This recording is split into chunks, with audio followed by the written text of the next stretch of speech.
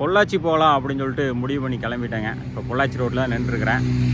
சரி அப்படியே கிளம்பலாம் அப்படின்னு சொல்லிட்டு பொள்ளாச்சி போய் அங்கே எங்கெங்கே போகிறேன் அப்படிங்கிறத அடுத்தடுத்த வீடியோவில் ஜாயின் பண்ணி விட்றேங்க.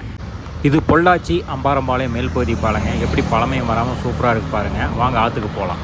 இது பொள்ளாச்சியில் இருக்கக்கூடிய அம்பாரம்பாளையம் ஆறு தான் நீங்கள் பார்த்துட்ருக்கிறது. ஆறு வந்து கொஞ்சம் பிரபலமான ஆறு தான். இந்த ஆற்றுல வந்து வருஷம் 12 மாதம் வந்து தண்ணி ஓடிட்டே தான் இருக்கும். பார்க்குறதுக்கு ரொம்ப அழகாக இருக்கும். தண்ணி ரொம்ப தெளிவாக இருக்கும். ஏன்னா இங்கே லோக்கலில் இருக்கவங்களாம் இங்கே தான் வந்து குளிப்பாங்க. அதே மாதிரி இந்த ஆற்றுல குளிக்கிறதுக்குன்னே சொல்லிட்டு கோயம்புத்தூர் இந்த மாதிரி அதுக்கு பக்கத்தில் இருக்க ஊரெல்லாம் அங்கே வந்து குளிச்சுட்டு போவாங்க. அந்த அளவுக்கு வந்து அழகாக இருக்கும் தண்ணி. குளிக்கிறதுக்கு வந்து ரொம்ப ரம்மியமாக இருக்குது இந்த இடம். பார்க்குறதுக்கு ரொம்ப தெளிவாக இருக்கும் தண்ணி.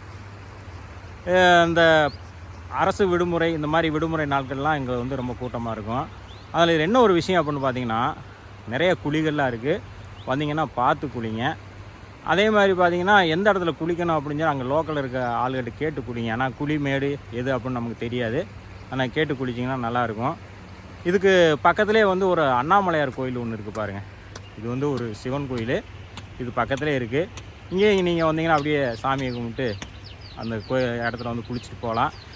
அதேமாதிரி பொள்ளாச்சி வந்தீங்கன்னா நல்லா என்ஜாய் பண்ணக்கூடிய இடம் எதுன்னு கேட்டிங்கன்னா இந்த அம்பாரம்பாளையம் ஆறு தாங்க.